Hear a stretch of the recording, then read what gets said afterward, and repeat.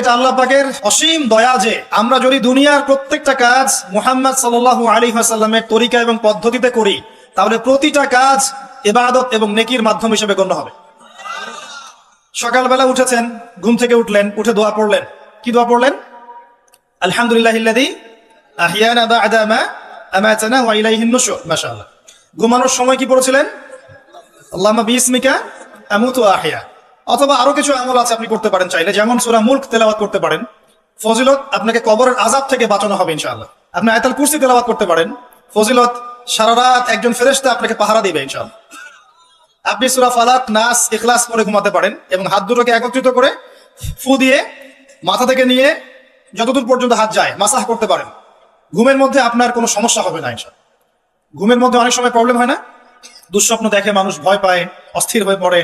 অনেকে বলে বোবা ধরা, বলে না যে বোবায় ধরেছে, মানে আপনি চেতনা এসেছে কিন্তু আপনি নড়তে পারছেন না, এমন হয় না? হয়নি কখনো জীবনে? মাসাহ করলে এটা হবে না ইনশাআল্লাহ।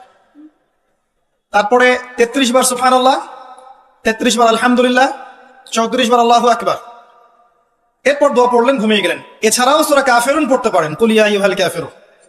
আপনাকে আল্লাহ পাক শিরক থেকে বাঁচাবে ইনশাআল্লাহ। আর আমার সবচেয়ে পছন্দের একটা আমল আছে, ঘুমানোর সময় চেষ্টা করি কোনো রাত্রে যেন বাদ না যায়। আপনারাও চেষ্টা করবেন কোনো রাতে যেন এই আমলটা অন্তত বাদ না যায়। আলী রাদিয়াল্লাহু আনহু বলতেন যে যার সামান্য বিবেক বুদ্ধি আছে তার জন্য শোভা পায় না যে সে এই আমলটা না করেই ঘুমিয়ে যাবে। সেটা কি? সূরা বাকারার শেষের 3টা আয়াত তেলাওয়াত করবে। সূরা বাকারার শেষের 3 আয়াত অথবা 2 আয়াত পড়বেন, একই ফজিলত ইনশাআল্লাহ। কি ফজিলত? সারা রাত নফল নামাজ পড়লে যে নেকিটা পেতেন, আপনি এটা পড়ে ঘুমিয়ে গেলে ইনশাআল্লাহ সেই নেকি পেয়ে যাবেন।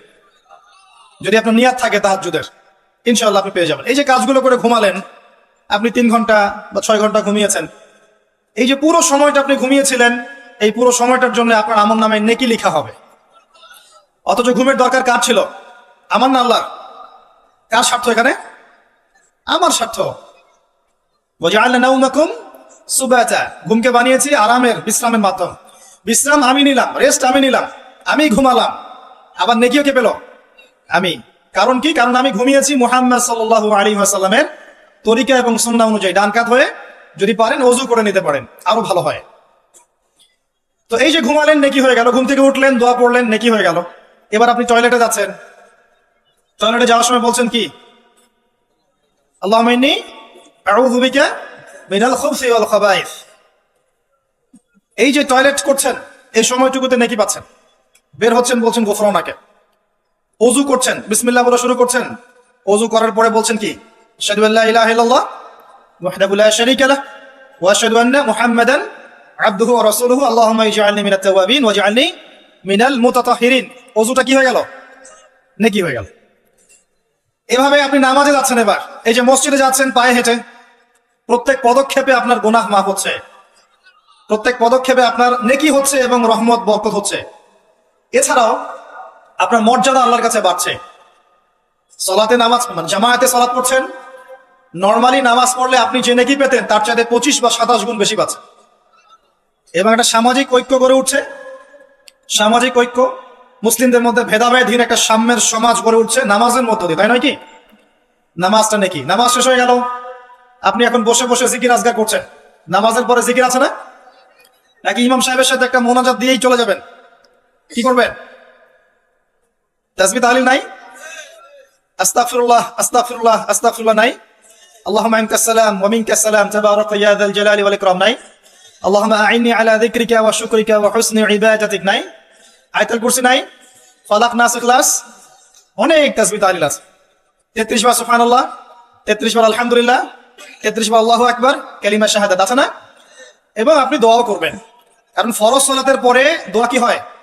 কবুল হয়। তো এই যে নামাজটা আপনি পড়লেন, নেকি হয়ে গেল মাশাআল্লাহ। তাসবিহ তাহলিল করছেন, আপনি নেকি পাচ্ছেন আলহামদুলিল্লাহ। এরপরে আপনি কোথায় যান? হয় পড়াশোনা করতে যান, অথবা আপনি স্কুল কলেজে যাচ্ছেন, অথবা মাদ্রাসায়, অথবা বাসায় পড়াশোনা করেন, অথবা ব্যবসায় যান, চাকরিতে যান, প্রশাসনের কাজে যান, রাষ্ট্রের কাজে চলে যান, এই তো করেন। দিনটা এভাবে শুরু হয় না? এখন যদি পড়াশোনার সেকশনে আপনি যান, স্টুডেন্ট হন আপনি, এবং আপনার পড়াশোনার উদ্দেশ্য যদি হয় যে আমি জ্ঞান অর্জন করব, এই উদ্দেশ্যে এই জ্ঞানকে কাজে লাগিয়ে আমি দ্বীনের খেদমত করব, এই জ্ঞানটাকে কাজে লাগিয়ে কি করব?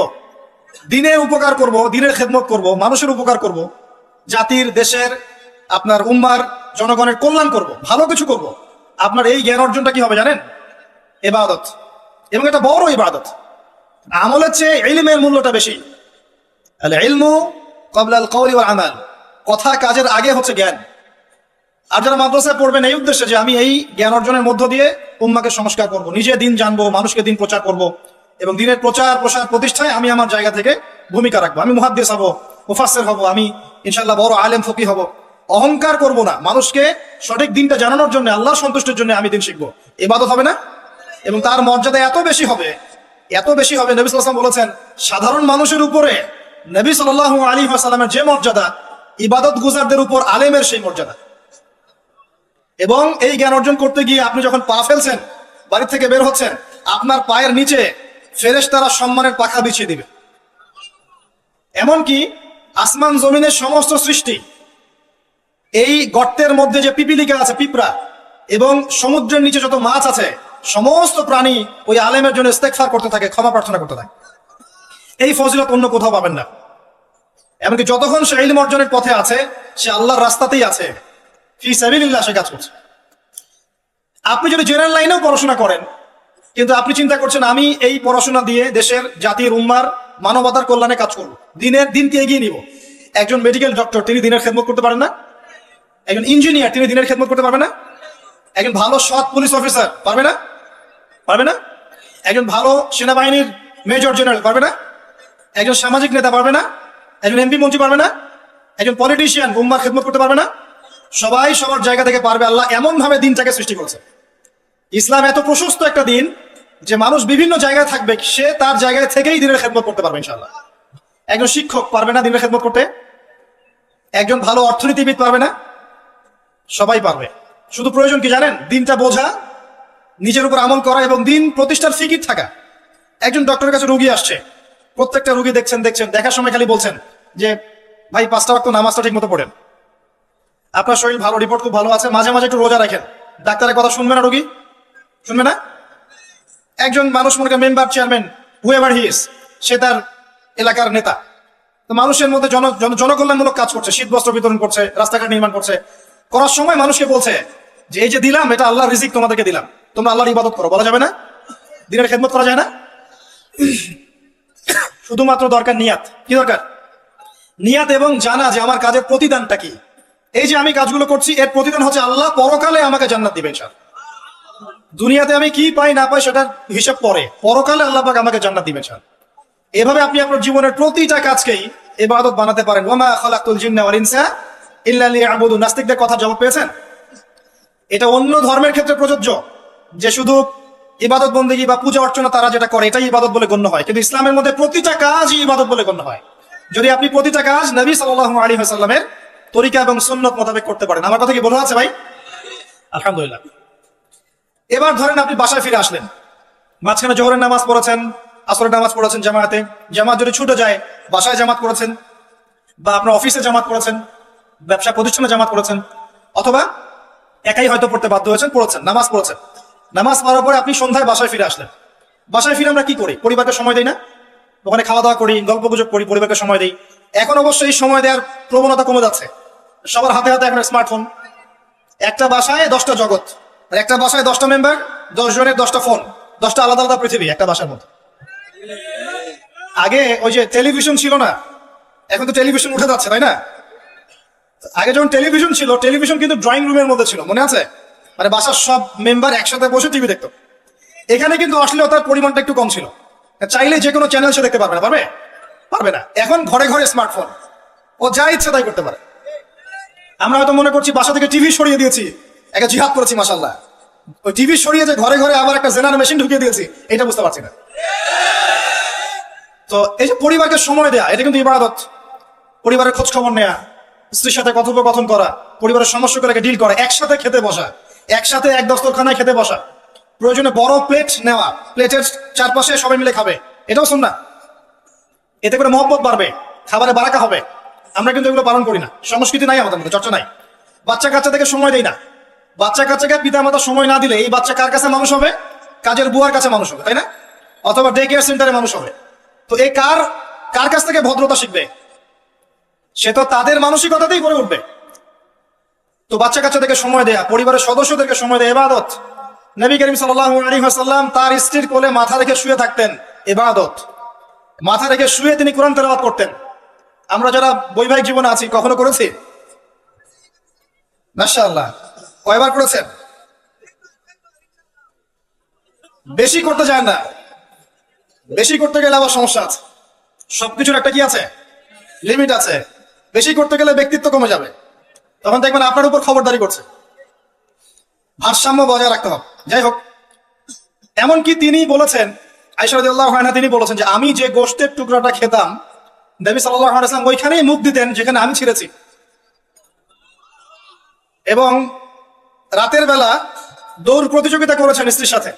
প্রথমবার আয়েশা রাদিয়াল্লাহু আনহা জিতেছিলেন, পরে কয়েক বছর পর তিনি তাকে হারিয়ে দিয়েছেন, দিয়ে বলেছেন আয়েশা আমি তোমাকে আজকে হারিয়ে দিলাম। এই যে সুন্নাহ, পারিবারিক সুন্নাহগুলো আমাদের মধ্যে উঠে যাচ্ছে না ভাই?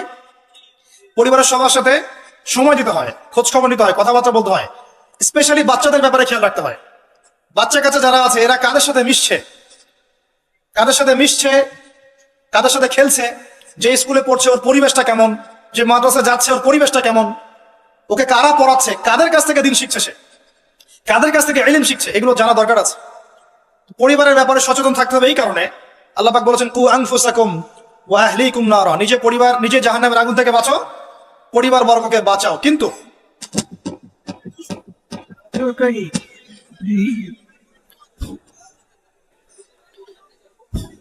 এখানে একটা কথা আছে যে সবার পরিবার কিন্তু একরকম হবে না। হয়তো স্ত্রী কথা শুনবে না, পিতামাতা কথা শুনবে না, সন্তান সন্ততি কথা শুনবে না। এক্ষেত্রে আপনার জন্য হেদায়েত কোথায় জানেন? ওই যে নূহ আলাইহিস সালামকে দেখেন, 950 বছর দাওয়াতি কাজ করেছিলেন, তার সন্তান কিন্তু ঈমান নিয়ে আসে নাই, তার স্ত্রী কিন্তু ঈমান নিয়ে আসে নাই। অতএব আপনি ঈমানদার হলেই যে সবাই আপনার কথা মেনে নিবে এমনটাও নয়, কিন্তু দাওয়াত দিতে হবে, চেষ্টা করতে হবে। এরপর যদি না করে তাদের লাকুম দীনুকুম ওয়ালিয়া দিন, তুমি তোমার হিসাব দিবা, আমি আমার হিসাব দেব। চেষ্টাটা বড় কথা। লূত আলাইহিস সালামের স্ত্রী ঈমান নিয়ে আসে নাই। আবার ফেরাউনের ঘরে দেখবেন ঈমানদার মহিলা পাবেন, আছে না? ফেরাউনের ঘরে ঈমানদার মহিলা থাকতে পারে। আজকে আমরাও দেখি বাংলাদেশের প্রেক্ষাপটে পরিবারের কর্তারা অনেকেই ফেরাউনের মতো আচরণ করেন, কিন্তু স্ত্রীরা মাশাআল্লাহ ঈমানদার। অনেক অনেক দেখা যায় যে এক্সকিউজ আমাদের কাছে আসে যে পরিবারের কর্তা ইসলাম পছন্দ করে না, স্ত্রী পর্দা করতে চায়, মেয়েরা পর্দা করতে চায়, দিন শিখতে চায়, পরিবারের কর্তারা সুযোগ দেয় না। এমন অনেক অবজেকশন কিন্তু আসে আলেমরা আমাদের কাছে। তো মনে রাখবেন, সবসময় যে পরিবার সবার একরকম হবে এমনটা জরুরি নয়। পরিবার নূহের মতো হতে পারে আলাইহিস সালাম, লূত আলাইহিস সালামের মতো হতে পারে, আবার মুহাম্মদ সাল্লাল্লাহু আলাইহি ওয়াসাল্লামের মতো হতে পারে। আমাদের কাজ হচ্ছে পৌঁছে দেয়া, তা'মুরুনা বিল মা'রুফ ওয়া তানহাউনা আনিল মুনকার, এতটুকু। আপনি আপনার অধীনস্থদের উপরে কঠোর হতে পারবেন, যেমন আপনার স্ত্রী এবং সন্তান সন্ততি। কিন্তু আপনার বাবা নামাজ পড়ে না, যার বয়স 60 বছর, আপনি কি তাকে পিটাতে পারবেন? পারবেন না। কিন্তু আপনার সন্তানের বয়স 12 বা 15, সে নামাজ পড়ে না, আপনি তাকে মারতে পারবেন? পারবেন না। এই হলো অবস্থা। পরিবারকে সময় দিতে হবে তাদের হেদায়েতের জন্য, এটা কিন্তু ইবাদত। এমনকি স্ত্রীর সাথে যে সময়টা আপনি কাটাচ্ছেন, অন্তরঙ্গ সময়, এটার জন্যও আপনি নেকি পাবেন। সাহাবায়ে কেরাম বললেন, ইয়া রাসূলুল্লাহ সাল্লাল্লাহু আলাইহি ওয়াসাল্লাম, এই কাজটা তো আমরা প্রবৃত্তির মানে যে তাড়না, এটা নিবারণ করতে গিয়ে কাজটা করি, এর জন্যও কি নেকি পাবো? নবী সাল্লাল্লাহু আলাইহি ওয়াসাল্লাম বললেন, এই কাজটা তোমরা যদি অন্য কারোর সাথে করতে তোমাদের কি গুনাহ হতো না? সাহাবীরা বললেন, হ্যাঁ গুনাহ হতো। অতএব এই কাজ তুমি যদি স্ত্রীর সাথে করো, ইনশাআল্লাহ তুমি নেকি পাবে। সন্তানদেরকে বড় করছি, এই সন্তানদেরকে এই নিয়াতে বড় করতে হবে যে এরা বড় হয়ে আল্লাহর দিনকে এগিয়ে নিবে, আল্লাহর পথে দায়ী হবে, আলেম হবে, মুজাহিদ হবে, মুহাদ্দিস হবে, মুফাসসির হবে, তারা দ্বীনের খেদমত করবে। এই সন্তান আপনার জন্য সাদকায়ে জারিয়ার মাধ্যম হবে ইনশাআল্লাহ। কিছু না হোক, সন্তান ভালো মানুষ হবে, তার দ্বারা কেউ ক্ষতিগ্রস্ত হবে না, সে মানবতার কল্যাণে কাজ করবে, আপনি ওই সন্তানের জন্য নেকি পাবেন ইনশাআল্লাহ তাআলা। এই যে আপনার পুরো জীবন, শুরু থেকে ঘুম থেকে নিয়ে একেবারে পরিবার, সমাজ, রাষ্ট্র পরিচালনা পর্যন্ত প্রত্যেকটা কাজ যদি কোরআন এবং সুন্নাহর অনুকূলে হয় এবং নবী সাল্লাল্লাহু আলাইহি ওয়াসাল্লামের সুন্নাহ পদ্ধতিতে হয়, পুরো জীবনটাই আপনি নেকি পাচ্ছেন আলহামদুলিল্লাহ। এটাই সেই আয়াত, ওয়া মা খালাকতুল জিন্না ওয়াল ইনসা ইল্লা লিয়াবুদুন, আমি মানুষ এবং জিনকে সৃষ্টি করেছি শুধুমাত্র আমার ইবাদত করার জন্য। এবার আসেন, আল্লাহ পাক যখন আমাদেরকে সৃষ্টি করেননি তখন কি ছিল? কারা ছিল পৃথিবীতে? সর্বপ্রথমে কারা ছিল? পৃথিবীতে আমরাই প্রথম প্রজাতি নই।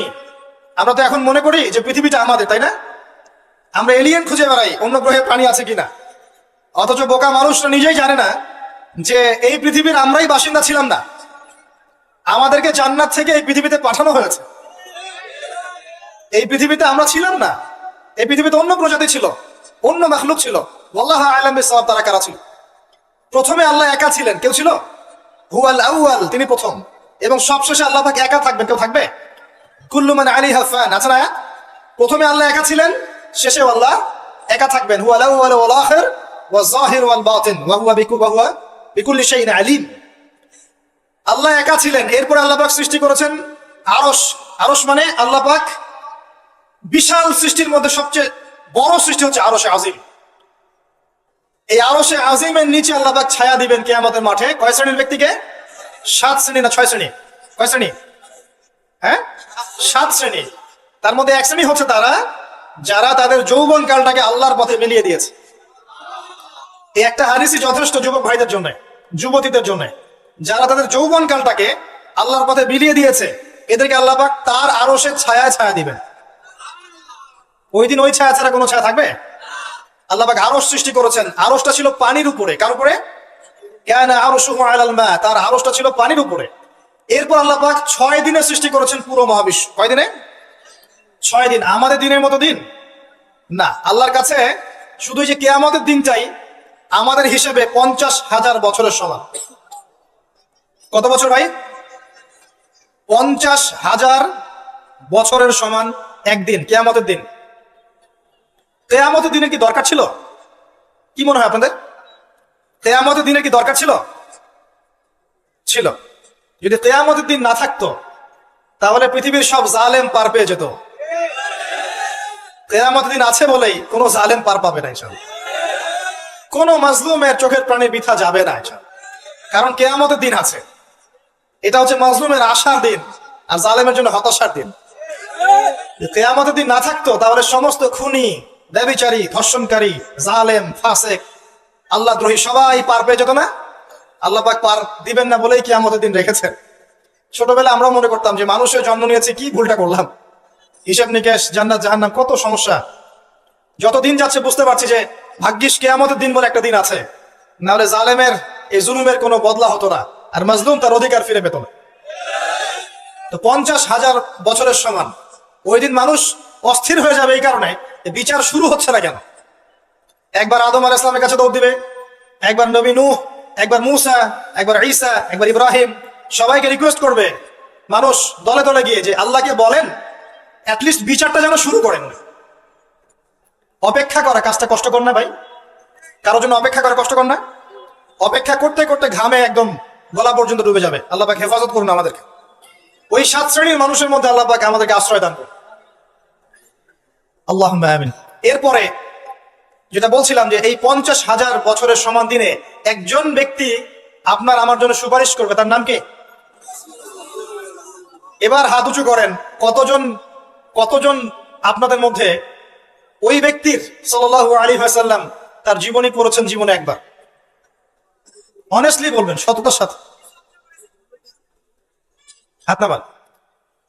এবার চিন্তা করেন, এই যে আমরা স্লোগানগুলো দেই যে আল কোরআনের আলো ঘরে ঘরে জালো, নারায়ে তাকবীর, আল্লাহু আকবার, স্লোগান দেই না অনেক? বাস্তবতা স্লোগানের মধ্যে পার্থক্য নাই।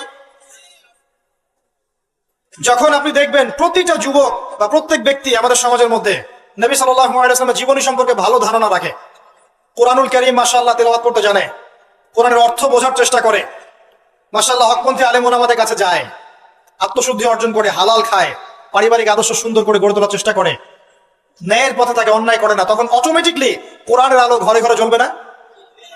তাহলে মূল কাজটা কি? আইওয়াশ এবং শোডাউন করা না মূল কাজ করা? মূল কাজটা কি? আমরা কিন্তু মূল কাজটা করতে চাচ্ছি না, বা মূল কাজটাকে আমরা ততটা গুরুত্ব দিচ্ছি না যতটা যৌগিক বিষয়গুলোকে গুরুত্ব দিচ্ছি। আর এই কারণে দীর্ঘদিন থেকে দেখছি যে উম্মার অবস্থা মোটামুটি অপরিবর্তনীয় আছে, বরং দিন দিন ডে বাই ডে আস্তে আস্তে অধঃপতন হচ্ছে। আপনি হয়তো প্রশ্ন করতে পারেন আমার দিকে আঙ্গুল তাক করে, কে বললো আপনাকে অধঃপতন হচ্ছে? আমরা তো দেখছি উন্নতি, অগ্রগতি, অপ্রগতি। আমি বিনয়ের সাথে বলবো আর 10টা থেকে 20টা বছর অপেক্ষা করেন। 5 বছর আগে বিনয়ের সাথে বলেছিলাম যে 10 বছর অপেক্ষা করেন, কাগজের টাকা বলে কিছু থাকবে না। আস্তে আস্তে সোসাইটি ওইদিকে যাবে এবং এগুলো কোনোটাই অ্যাক্সিডেন্টলি অটোমেটিকলি হচ্ছে না, এর পিছনে একটা মাস্টার মাইন্ড কাজ করছে। পুরো বিশ্বের পিছনে একটা মাস্টার মাইন্ড কাজ করছে। একটা সভ্যতা চাচ্ছে সারা বিশ্বের মানুষ ও দাস হয়ে থাক, এবং তাদের এক একটা এজেন্ট আস্তে আস্তে বাস্তবায়িত হচ্ছে। এবং মাশাআল্লাহ আমরাও হালুয়া রুটি এবং সামাই খাচ্ছি, মাশাআল্লাহ আমরাও খাচ্ছি খোরমা জিলাপি হালুয়া রুটি সামাই, এগুলো আমরাও খেয়ে যাচ্ছি মাশাআল্লাহ। আল্লাহ পাক আমাদের হৃদয়ের চোখগুলো যেন খুলে দেন, আল্লাহুম্মা আমিন। ক্যাশলেস সোসাইটি চায় তারা, ক্যাশলেস সোসাইটি, মানে সোসাইটির মধ্যে কোনো ক্যাশ থাকবে না, ডিজিট থাকবে, খালি ডিজিট। খালি কলা কিনবেন, আপনি 40 ডিজিট পাস করে দিবেন। কলাওয়ালা 40 ডিজিট পেল, ওর দরকার এখন ধরেন মাছ, ও 40 ডিজিটের মাছ কিনবে। মাছওয়ালার দরকার মনে করেন চাল, ও 40 ডিজিটের চাল কিনবে। ডিজিট ঘুরবে, খালি সংখ্যা খালি ঘুরতে থাকবে হাত থেকে হাত। এমন একটা মানি আপনাদেরকে দিবে, এমন একটা মুদ্রা দিবে আপনাদেরকে, যে মুদ্রা ধরতেও পারবেন না, পকেটেও রাখতে পারবেন না। এখন তো ধরতে পারেন, পকেটে রাখতে পারেন, একটা সময় আসবে মুদ্রা ধরতেও পারবেন না, পকেটেও রাখতে পারবেন না। এবং এগুলোর মান তারা নিয়ন্ত্রণ করবে। যখন দেখবে যে আপনার মধ্যে তাওহীদ বেশি আছে, ইসলামের চেতনা বেশি আছে, দ্বীনের ফিকির বেশি, ইসলাম ইসলাম করছেন, আপনার মান কমে যাবে। যদি দেখে আপনার মধ্যে দাসত্ব আছে, ওরা যা বলছে আপনি সামিআনা ওয়া আতা'না বলছেন, ইয়েস স্যার ইয়েস স্যার করছেন, আপনি উন্নতি অগ্রগতি প্রগতি পাবেন। হ্যাঁ, যারা এগুলো লঞ্চ করছে তারা আবার তাদের সম্পত্তিগুলোকে গোল্ড এবং সিলভারে কনভার্ট করছে অলরেডি। দেখেন বড় বড় ব্যাংকগুলোকে দেখেন, সব গোল্ড এবং সিলভারে কনভার্ট করছে। ওই ইসরায়েলের দিকে তাকিয়ে দেখেন, ও তার সমস্ত সম্পত্তিগুলোকে, বেশিরভাগ সম্পত্তিগুলোকেই সাস্টেইনেবল গোল্ডে কনভার্ট করছে। ও আমাদের মতো বোকা নয়। শোনেন কেমন বোকা নয়, বিগত 70 বছরে মুসলিমদের নাকের ডগার উপরে বসে 4টা যুদ্ধে মুসলিমদেরকে পরাজিত করে দিয়েছে ইসরায়েল। বিগত 70 বছরে ওরা প্রথমে ব্রিটেন, তারপরে আমেরিকার হাত ধরে বিশ্বের এমন একটা জায়গায় এসেছে যে এই জায়গা থেকে তারা বিশ্বের পলিটিক্স, ইকোনমিক্স, মিডিয়া, প্রযুক্তি, ফাইন্যান্স সব নিয়ন্ত্রণ করার শক্তি অর্জন করেছে অলরেডি। আপনি ভাবছেন করবে? অনেকে মনে করে এটা ভবিষ্যৎ বক্তা মনে হয়। আমি বলছি যে বর্তমান সম্পর্কে আপনি খবর রাখেন না বলেই বর্তমানকে আপনার ভবিষ্যৎ মনে হচ্ছে। এটা বর্তমান, এটা ভবিষ্যৎ না। ভবিষ্যতে তো সে সারা বিশ্বকে রুল করবে ইনশাআল্লাহ তাআলা। না হলে তো সে মাসিহুদ দাজ্জালের ফলোয়ারই হতে পারবে না। আর দাজ্জাল তো সারা বিশ্বকে শাসন করবে এবং তাকে ফলো করবে জিউসরাই। তবে হ্যাঁ, এটা আমরা জানি কোরআন এবং হাদিস থেকে আলহামদুলিল্লাহ যে ওদের এই দমন, পীড়ন, জুলুম এবং শাসনটা চিরস্থায়ী হবে না ইনশাআল্লাহ। এটা একটা সাময়িক সময় জুড়ে থাকবে, এরপর আল্লাহ পাক পৃথিবী থেকে এটাকে সরিয়ে দেবেন ইনশাআল্লাহ। কিভাবে সরাবেন? ওই যে লোহিত সাগরে আল্লাহ পাক যেমন করে বনু ইসরাইলকে ধাওয়া করছিল ফেরাউনের বাহিনী, মনে আছে? লোহিত সাগরে আল্লাহ পাক ফেরাউনের বাহিনীকে একত্রিত করেছেন, ডুবিয়ে দিয়েছেন, দেন নাই? আল্লাহ পাক সেম সুন্নাহ অ্যাপ্লাই করেছেন প্যালেস্টাইনের ক্ষেত্রে। আল্লাহ পাক সমস্ত জালেমদেরকে ওখানে একত্রিত করেছেন ধ্বংস করার জন্য। সেম সুন্নাহ, এটা হবে ইনশাআল্লাহ আযজা ওয়া জাল। আমরা জানি এটা সরে যাবে পৃথিবী থেকে। তারপরে এমন একটা যুগ আসবে যে যুগে ইনশাআল্লাহ আযজা ওয়া জাল একজন নবী সারা বিশ্ব পরিচালনা করবেন। একজন নবী, তার নাম ঈসা ইবনে মারইয়াম, এবং তার অনেক আগেই আমাদের ইমাম আল মাহদী তিনি ইন্তেকাল করবেন। মনে রাখবেন, শেষ জামানার সবচেয়ে ভাইটাল চরিত্র ইমাম মাহদী নয়, শেষ জামানার সবচেয়ে ভাইটাল চরিত্র হচ্ছে ঈসা ইবনে মারইয়াম। ঈসা ইবনে মারইয়াম সবচেয়ে ভাইটাল চরিত্র, কারণ তিনি জেরুজালেম থেকে সারা ওয়ার্ল্ডে ইসলামী খেলাফা কায়েম করবেন। এবং 40 বছর, এই 40 সংখ্যা এক্স্যাক্টলি 40 না আরো বেশি আল্লাহ ভালো জানেন, পৃথিবী জুড়ে ইসলামের অনুশাসন বজায় থাকবে ইনশাআল্লাহ। একটা কাঁচা বাড়ি, একটা পাকা বাড়ি আপনি পাবেন না যেখানে আল্লাহর কালিমা প্রবেশ করবে না, জুলুম বলে কিছু থাকবে না ইনশাআল্লাহ। যা দেখছেন আপনি এখন ওয়ার্ল্ড ওয়াইড যে দাপট, দেখে মনে হচ্ছে বিশ্ব এদের কোনো অস্তিত্বই বিশ্বে থাকবে না। এখন সারা বিশ্ব থেকে তাকিয়ে আপনার কাছে মনে হচ্ছে মাশাআল্লাহ, NATO, United Nations, world bank, এটা সেটা, বিশ্ব যে কি হচ্ছে সারাদিন। শুক্র গ্রহ আমার, একজন বলছে না শুক্র গ্রহ আমার, একজন মিসাইল তৈরি করছে, আরেকজন প্রতিরক্ষা ব্যবস্থা করছে। ওয়ার্ল্ড অ্যাফেয়ার্স পড়লে মনে হয় যে ওয়ার্ল্ডটা এদেরই, কিন্তু আল্লাহ রাসূল সাল্লাল্লাহু আলাইহি ওয়াসাল্লাম বলছেন যে বিশ্বটা আস্তে আস্তে আস্তে আস্তে ধ্বংসের দিকে যাচ্ছে। এইটা চিরস্থায়ী হবে না, এবং একে অপরের সাথে কলিউশন করে এরা শেষ হয়ে যাবে। মুসলিমদের উপর দমন পীড়ন যেমন বাড়বে, ঠিক একইভাবে আল্লাহ রাব্বুল আলামিন মুহাম্মদ সাল্লাল্লাহু আলাইহি ওয়াসাল্লামের বংশধরদের মধ্য থেকে একজন ইমামকে বের করে নিয়ে আসবেন। তিনি ইনশাআল্লাহ আযজা ওয়া জাল মুসলিমদেরকে নিয়ে এই জুলুমের বিরুদ্ধে দাঁড়িয়ে যাবেন। পরে যখন মাসিহুদ দাজ্জাল বের হবে, তাকে তিনি হত্যা করতে পারবেন না, কারণ তাকে এত বেশি ক্ষমতা দেওয়া হবে যে মুসলিমরা তার সাথে পেরে উঠবে না। তখন আল্লাহ পাক ঈসা ইবনে মারইয়ামকে পাঠাবেন, সবচেয়ে ভাইটাল ক্যারেক্টার। এবং তিনি এই প্যালেস্টাইনের বাবে লুদ নামক জায়গায় মাসিহুদ দাজ্জালকে হত্যা করবেন ইনশাআল্লাহ আযজা ওয়া জাল। আমাদেরকে বিশ্ব নেতারা এখন বোঝায় যে বিশ্বের শেষ নাই, এই পৃথিবী জয় করার পর আমরা মঙ্গলে গিয়ে থাকবো, তারপর শুক্রে, তারপর শনিতে, তারপর বৃহস্পতিতে, তাই না? মাইন্ডসেটটা এমন তৈরি করেছে না? কিন্তু বাস্তবতা হচ্ছে এই মহাবিশ্বই ধ্বংস হয়ে যাবে। এই পৃথিবী তো ধ্বংস হবেই, মহাবিশ্ব ধ্বংস হয়ে যাবে। তবে পৃথিবী ধ্বংসের আগে আল্লাহ পাক ঈসা ইবনে মারইয়ামের হাতে সারা বিশ্বে ইসলামী খেলাফা কায়েম করবেন ইনশাআল্লাহ। মাঝখানে একটা সময় আপনাকে পার করতে হবে। কত বছর? ননসেন্স প্রশ্ন, যে ভাই কত বছর, 100, 200, 500, আল্লাহ ভালো জানেন, আমরা জানি না এবং জানার কথাও না। কেউ যদি বলে এত সাল, সে নিশ্চিত কাযযাব, একজন মিথ্যাবাদী। এবং এটা একটা অহেতুক কথা, এত সাল, এত বছর পর, এটা আমরা বলতে পারবো না। কিন্তু এতটুকু বলতে পারবো যে পৃথিবী চিরদিন এভাবে থাকবে না। ওয়ার্ল্ডে এখন যা দেখছেন এগুলো চিরস্থায়ী হবে না। আস্তে আস্তে আস্তে আস্তে রাত যত গভীর হবে, ভোর তত কাছাকাছি আসবে। এবং এই পুরো বৈশ্বিক জুলুম ফাসাদ, আপনার জেনা, আপনার পর্নোগ্রাফি, আপনার মাদক, সুদ, জুলুম অত্যাচারের মধ্যেও দেখবেন প্রত্যেকটা জায়গায় জায়গায় আল্লাহ পাক কিছু না কিছু আল্লাহর বান্দাকে রেখে দিবেন। এবং আমার বিশ্বাস তাদের বেশিরভাগই হবে যুবক শ্রেণী। এটা আমার মত, আল্লাহ ভালো জানেন, আমার মনে হয় যে বেশিরভাগই হবেন যুব সমাজ। এবং আমার কাছে একটা দলিল আছে কেন মনে হয়, কারণ আসহাবুল কাহফ যারা ছিলেন তারা যুবক ছিলেন।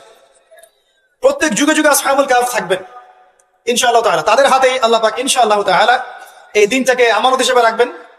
উলামায়ে কেরাম তাদেরকে এগিয়ে নিয়ে যাবে। আস্তে আস্তে দেখবেন পরবর্তী জেনারেশনের পতাকা তারা বহন করবে ইনশাআল্লাহ। এখন যে কথাগুলো বলতে এতগুলো কথা বললাম, যে যখন আল্লাহ পাক মহাবিশ্ব সৃষ্টি করেছেন 6 দিনে, তখন মানুষের কোনো অস্তিত্ব ছিল না। ছিল? কোনো অস্তিত্ব ছিল না, মানুষের অস্তিত্বই ছিল না। সূরা দাহর পড়েন 1 নম্বর আয়াত, আল্লাহ পাক বলছেন হাল আতা আলাল ইনসান হিনুম মিনাদ দাহরি লাম ইয়াকুন শাইআন মাযকুরা। মানুষের উপর একটা সময় চলে গেছে যখন মানুষ কোনো আলোচ্য বিষয় ছিল না।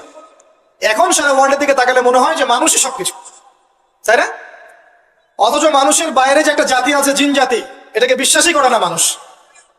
মানুষের আশপাশে ঘুরছে ফেরেশতারা, মানুষ বিশ্বাসই করে না।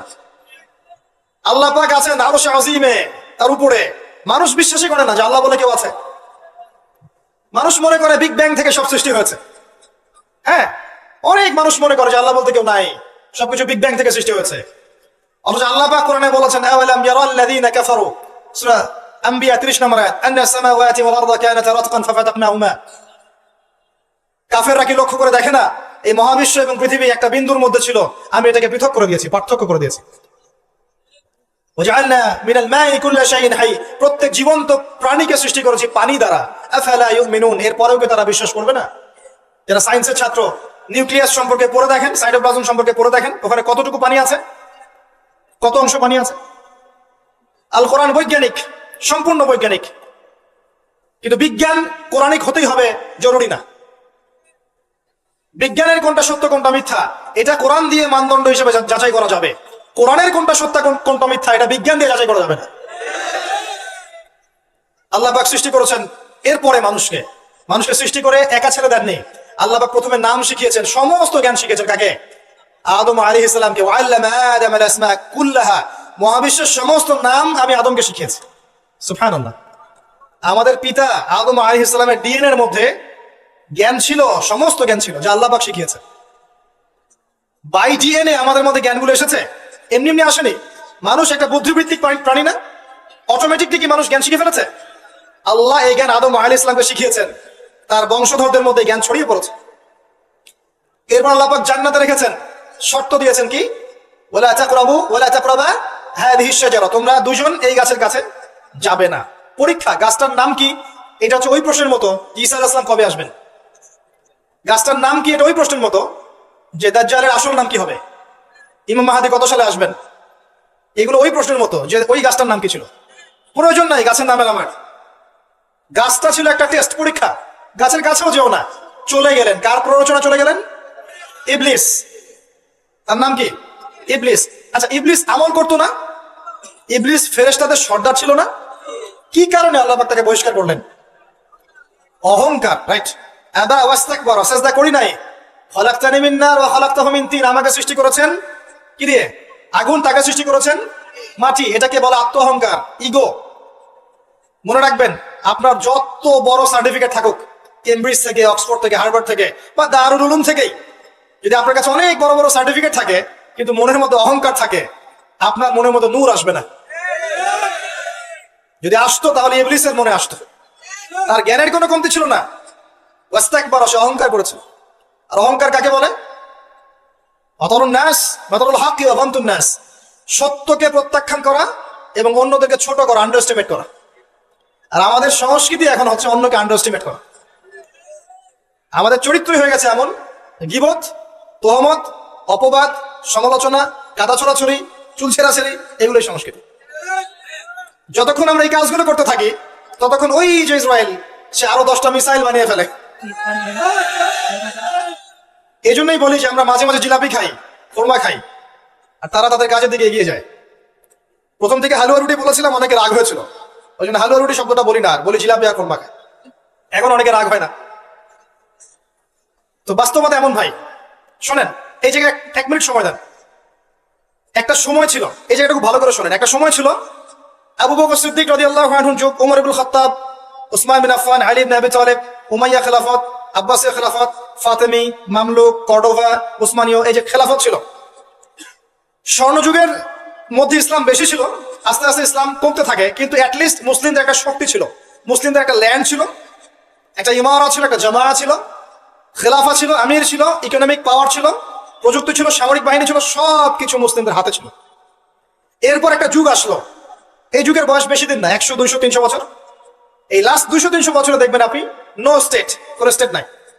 যেগুলো আছে সেগুলো টুকরা টুকরা, পিস আপ করা, ব্রিক্স এন্ড পিসেস, মানে টুকরা টুকরা ভাগ করা হয়েছে। কারোর সাথে কারো মহব্বত নাই, মানে ওই দেশের মানুষ মরলে এই দেশের মানুষ হাসে। এখানে আঘাত আসলে ওরা বলে যে আমি তো বাংলাদেশি না, তো বাংলাদেশের ব্যাপারে আমার নাক গলানোর দরকার নাই। তারপরে যদি সিরিয়ায় কেউ বোম মারে, পাকিস্তানের কেউ বলে ওরা তো সিরিয়ার মানুষ, আমাদের সাথে কি সম্পর্ক। প্যালেস্টাইনে কেউ মা বোনদের ইজ্জত নিলে ইরাকের মানুষ বলে ওরা তো প্যালেস্টাইনের, আমরা তো ইরাকের। ইউনাইটেড কোনো ফর্ম নাই, প্রথম কথা। না কোনো ইউনাইটেড নেশন, না কোনো খেলাফা, না আমির, না সবার মাঝে একটা হৃদ্যতা, না ইকোনমিক কোনো বেস, না স্বতন্ত্র মিডিয়া প্রযুক্তি, স্বতন্ত্র সিস্টেম, স্বতন্ত্র political system, economic system, media, প্রযুক্তি, আপনার সমরাস্ত্র, ওভারঅল যে বিষয়গুলো আমাদের ছিল স্বর্ণযুগে, এগুলো লাস্ট 200-300 বছরে অনেকটা কমে গেছে। এবং যখন কমে গেছে, এই সময়টুকুর মধ্যে ইসলামের বিরোধী শক্তি যারা আছে, স্পষ্ট প্রকাশ্য বিরোধী শক্তি যারা ভিতরের বাইরের, এরা এই প্রত্যেকটা সেক্টরে উন্নতি করেছে। আর আমরা এই মূল জিনিসগুলো থেকে ফোকাস না করে পড়েছিলাম কোথায়? আপোষের গীবত, আমাদের তহমত, আপোষের কাদা ছড়াছড়ি। একটা নেশনের মধ্যে সবাই ভাই না আমরা? একটা নেশন, মানে একটা নেশনে কি থাকে? ল্যান্ড থাকে, ভূখণ্ড লাগে, সার্বভৌমত্ব লাগে, জনসংখ্যা লাগে, তারপর কি লাগে? এগুলো লাগে না? সরকার লাগে। 4টা ফর্ম, 4টা বিষয় দরকার হয়। রাষ্ট্রের সংজ্ঞা এগুলো পাবেন। ওভারঅল দেখবেন গভর্নমেন্ট থাকবে, প্রশাসন থাকবে, জনগণ থাকবে, আলেম ওলামা থাকবে, যুব সমাজ থাকবে, তরুণ প্রজন্ম থাকবে, যুবতীরা থাকবে, বাচ্চা কাচ্চা থাকবে। এই হচ্ছে আপনার প্রজন্ম, একটা নেশন। এই নেশনের সবাই আমরা একে অপরের ভাই নই? আমরা সবাই এক জাতি না? নাকি সবাই সবাই শত্রু? আমরা কি কেউ কারো শত্রু? আমরা সবাই সবাই ভাই না? আমরা সবাই কিন্তু একটা জাতি। খেয়াল করে দেখেন এখন এই এক জাতির কনসেপ্টের মধ্যে কত ভাটা পড়েছে। এক ধর্মনেতা আরেক ধর্মনেতাকে দেখতে পারে না, এক বক্তা আরেক বক্তার সমালোচনা না করলে ঘুম ভাত হজম হয় না, এক ভাই একটা দল করে আরেক ভাই আরেকটা দল করে, এই ভাই এই ভাইয়ের ক্ষতি না করতে পারলে ঘুম হয় না। আমরা কি আপোষে লড়াই করছি না? আমরা কি একে অপরের সাথে লড়াই করে সময় নষ্ট করছি না? পক্ষান্তরে আমাদের স্পষ্ট যারা শত্রু দেখেন ওয়ার্ল্ড ওয়াইড, তারা কি একত্রিত হয়ে আমাদের বিরুদ্ধে নাই? এই সহজ বাংলা কথাটা আমাদের বুঝে কেন আসে না যে আমরা সবাই এক, আমরা সবাই মুসলিম, এটাই আমাদের মৌলিক পরিচয়। আমরা সবাই মুসলিম, এটা আমাদের মৌলিক পরিচয়। আমাদের মধ্যে আল্লাহ পাক কাউকে কর্তৃত্ব দিয়েছেন, কাউকে অধীনস্থ করেছেন, কাউকে আল্লাহ পাক ইলম দিয়েছেন, জ্ঞানের শরীয়তের কাউকে দেন নাই, কাউকে তরুণ বানিয়েছেন, কাউকে তরুণী বানিয়েছেন, কাউকে বৃদ্ধ বানিয়েছেন, কাউকে যুবক বানিয়েছেন। কেউ ঘর সামলাচ্ছে, কেউ সমাজ সামলাচ্ছে, কেউ অর্থনীতি সামলাচ্ছে, কেউ রাষ্ট্র সামলাচ্ছে। সবাইকে আমরা একে অপরের ভাই নই? নাকি আমরা সবাই একে অপরের শত্রু? আমরা কি করেছি? আপোষে, লড়াইয়ে, সমালোচনায়, ইখতিলাফে, গীবতে, তহমতে এতটা সময় পার করেছি যে এই সময়টুকুর মধ্যে ওরা অনেক দূরে এগিয়ে গেছে। এবং এই এগিয়ে যাওয়াটা ওদের আরো বাড়তে থাকবে, কারণ কিছু পাপের শাস্তি আমাদেরকে পেতে হবে দুনিয়ায়, কিছু ভুলের শাস্তি আমাদেরকে দুনিয়ায় পেতে হবে ইনশাল্লাহ। এরপর একটা প্রজন্ম আসবে যারা এই ভুলগুলো করবে না ইনশাল্লাহ। বিশ্বাস করেন, এরপরে ইনশাল্লাহ এমন কোন প্রজন্ম আসবে, ইস্তাবদিল কওমান গায়রাকুম। আল্লাহ পাক বলেছেন তোমরা যদি দায়িত্ব পালন না করো, তোমাদেরকে আমি সরিয়ে দিয়ে নতুন সম্প্রদায়কে নিয়ে আসবো। সুম্মা লা ইয়াকুনু আমসালাকুম, তারা তোমাদের মতো হবে না। আল্লাহ পাক এরপরে এমন জেনারেশন নিয়ে আসবেন ইনশাআল্লাহ, দেখবেন তারা সবাই তাওহীদপন্থী হবে, তারা সুন্নতপন্থী হবে, তারা হালাল খাবে, হারামে যাবে না, তারা পারিবারিক আদর্শ ঠিক রাখবে ইনশাআল্লাহ। তাদের যুব সমাজকে দেখবেন আল্লাহর জন্য নিজের জীবন কোরবানি করার জন্য প্রস্তুত থাকবে। দেখবেন তাদের তরুণদের সাথে প্রবীণদের একটা সুন্দর সুন্দর সমন্বয় থাকবে। তরুণ থেকে নেতৃত্ব দেবে প্রবীণরা, দেখবেন তরুণরা এগিয়ে যাবে। দেখবেন তারা ছোট ছোট বাচ্চারা এক একটা ডিনামাইট হয়ে করে উঠবে ইনশাআল্লাহ। অপেক্ষা করতে থাকে, সময় আসবে এক সময় ইনশাআল্লাহ, হতাশ হবেন না। মাঝখানের এই সময়টুকুতে প্রথম কাজ হচ্ছে পরিস্থিতি বোঝা, মৌলিক কাজগুলো দিকে ফোকাস করা, এবং যে কাজগুলো মৌলিক নয়, গৌণ কাজ, এগুলোর দিকে বেশি ফোকাস না করা, মূল কাজের দিকে ফোকাস করা। মূল কাজ হচ্ছে সবাই আমরা ভাই ভাই, আপসে ঐক্যবদ্ধ থাকতে হবে। বা ঐক্যবদ্ধ থাকার জন্য সবাইকে নতুন দল খোলার দরকার নাই, খালি মন থেকে বিশ্বাস করে নেন যে সে আমার ভাই, বাস। খালি মন থেকে মনে করে নেন যে সবাই আমার ভাই, দেখবেন মনের মধ্যে ঐক্য হয়ে গেছে। ঐক্যটা মনের ব্যাপার, ঐক্যটা মনের ব্যাপার, এটা কিন্তু ফিজিক্যাল বিষয় নয়। মন থেকে বিশ্বাস করে নেন যে আমরা যারা তাওহীদপন্থী আছি, মুসলিম আছি বাংলাদেশে, সবাই আমরা ভাই। এমনকি বিশ্বের যারা আছে, যারা নির্যাতিত নিপীড়িত, ওরা আমার উম্মার বাইরে কেউ না, ওরা আমার উম্মারে অন্তর্ভুক্ত। চিন্তা জগতে পরিবর্তন আনেন, মৌলিক কাজে আসেন, পড়াশোনা করেন। খালি নারায়ে তাকবীর আল্লাহু আকবার স্লোগান দিলে আর আল কোরআনের আলো ঘরে ঘরে জ্বালো স্লোগান তুলে আইওয়াজ শোনান করলে সব হবে না। বেসিক জায়গায় এসে পড়াশোনা করেন, তরুণ সমাজকে পড়াশোনা করান, ভালো কিছু পড়ান। যারা জেনারেল লাইন থেকে উঠে আসছে এদেরকে ভালো কিছু পড়ান। যারা মাদ্রাসায় পড়ছে, প্রয়োজনে যদি প্রয়োজন হয় তাদের সিলেবাসে কিছু সংস্কার করেন, করে এগিয়ে নেন। উভয়ের মাঝে একটা সমন্বয় সৃষ্টি করেন, উলামায়ে কেরামের মাঝে ঐক্যের চেষ্টা করেন, আপসে বিভক্তির চেষ্টা করবেন না। যারা হিংসা, গীবত, তমত, সমালোচনা সংস্কৃতি লালন করে ওদেরকে এড়িয়ে যান, ওইদিকে ভ্রুক্ষেপও করবেন না। একটা সেকেন্ড ওদিকে ভ্রুক্ষেপ করবেন, আপনি এক সেকেন্ড পিছিয়ে যান, এগিয়ে যান। তরুণ সমাজ আজকে পর্নোগ্রাফিতে আসক্ত, মাদকে আসক্ত, জুয়া খেলছে, মেয়ে নিয়ে ফুর্তি করছে, টিকটক প্রজন্ম হয়ে গেছে, সারাদিন সেলফোন নিয়ে পড়ে থাকে, কিচ্ছু বোঝে না জীবনের উদ্দেশ্য কি।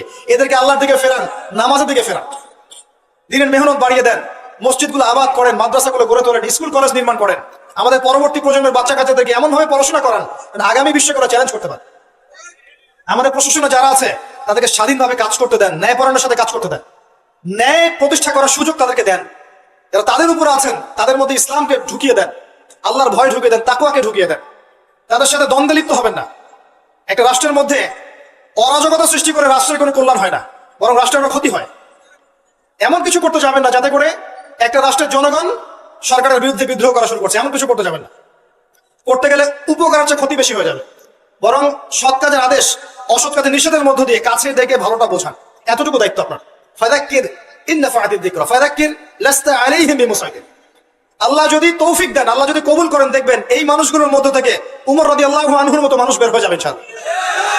মনে রাখবেন, উমর ইবনে খাত্তাব রাদিয়াল্লাহু আনহু অস্ত্র হাতে নিয়ে নবীকে হত্যা করার জন্য বের হয়েছিলেন। আল্লাহ পাক সেই মানুষকে কবুল করে ইসলামের দ্বিতীয় খলিফা বানিয়েছেন, সুবহানাল্লাহ। তো সবার প্রতি সুধারণা রেখে দিনের দাওয়াত সব মহলে পৌঁছে দেওয়ার চেষ্টা করেন।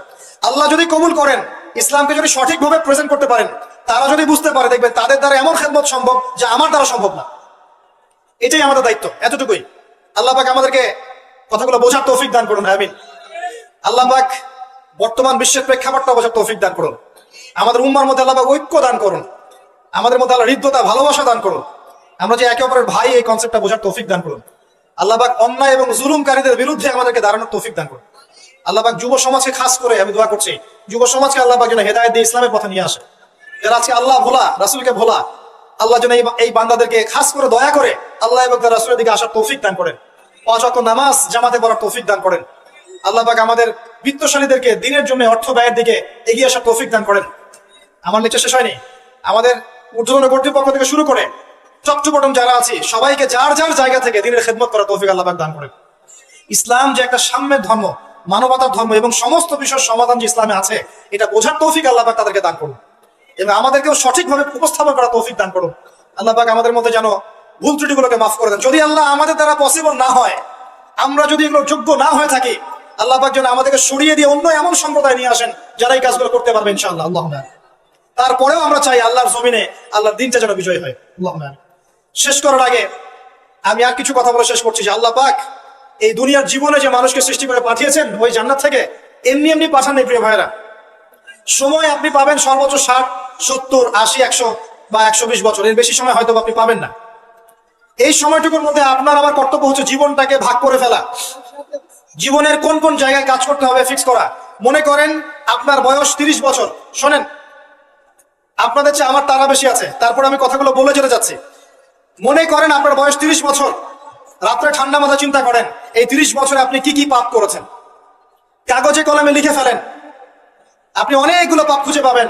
এই পাপকে দুই ভাগে ভাগ করেন, একটা পাপ আল্লাহর সাথে সম্পৃক্ত, একটা বান্দার সাথে সম্পৃক্ত। যেগুলো আল্লাহর সাথে সম্পৃক্ত, খালি 2 রাকাত নামাজ পড়ে আল্লাহকে বলেন, আল্লাহ না বুঝে না জেনে শয়তানের প্ররোচনায় পড়ে আল্লাহ জীবনে ভুল করেছেন, আল্লাহ ওয়াদা করছে আজকের পর থেকে কখনোই পাপে লিপ্ত হব না। পড়বেন আস্তাগফিরুল্লাহাল্লাযী লা ইলাহা ইল্লা হুয়াল হাইয়ুল কাইয়্যুম ওয়া আতুবু ইলাইহি, মুস্তাগফিরুল ইস্তিগফার। আপনি বিশ্বাস রাখেন আল্লাহ পাক আপনার সমস্ত গুনাহকে নেকি দিয়ে পরিবর্তন করতে পারেন। আর কিছু পাপ থাকবে মানুষের সাথে সম্পৃক্ত, কারো গীবত করেছেন, কারো টাকা নিয়ে দেন নাই, কারো মাল আত্মসাৎ করেছেন, কাউকে গালি দিয়েছেন, এগুলো মানুষের সাথে সম্পৃক্ত। তাদের কাছে গিয়ে গিয়ে ক্ষমা চাইতে হবে, এরপর আপনি পাপ মুক্ত হলেন। বাকি জীবনটাকে ভাগ করে নেন, বছরকে মাসে ভাগ করেন, মাসকে দিনে ভাগ করেন। ওই যে শুরুতে যে সুন্নাহগুলোর কথা বললাম, 24 ঘন্টা দিন রাতে সাজিয়ে ফেলেন, সময় নষ্ট করেন না। বাকি যতদিন বেঁচে থাকবেন ডেইলি সুন্নাহ পালন করেন, আদর্শ পরিবারটা করেন, হালাল খান, আপনার সন্তানদেরকে বড় করে তোলেন, সমাজের উপকার করেন, রাষ্ট্রের উপকার করেন, জনগণের কল্যাণে কাজ করেন, উম্মার কল্যাণে কাজ করেন। আপনার ক্ষুদ্র ক্ষুদ্র প্রচেষ্টা ইনশাল্লাহ দেখবেন আগামী দিনগুলোতে ইসলামের বড় বিজয় নিয়ে আসবে ইনশাল্লাহ। এর চেয়ে বেশি কনস্ট্রাকটিভ কোনো কথা বলার মতো জ্ঞানও আমার নাই। আমি ক্ষুদ্র জ্ঞানের মানুষ, আল্লাহ পাক যতটুকু বলার তৌফিক দান করেছেন বললাম। এর মধ্যে যদি ভুল ত্রুটি কিছু বলে থাকে এটা আমার পক্ষ থেকে, আর সঠিক বিষয়গুলো আল্লাহর পক্ষ থেকে। আকুলু কওলি হাযা আস্তাগফিরুল্লাহ লি ওয়া লাকুম ওয়া লিসাইরিল মুসলিমিন। বারাকাল্লাহু লানা ওয়া লাকুম বিল আয়াতিল হাকীম। ইন্নাহু তাআলা জাওয়াদুন কারীম বার রাউফুর রহিম। সুবহানাকাল্লাহুম্মা ওয়া বিহামদিক আশহাদু আল্লা ইলাহা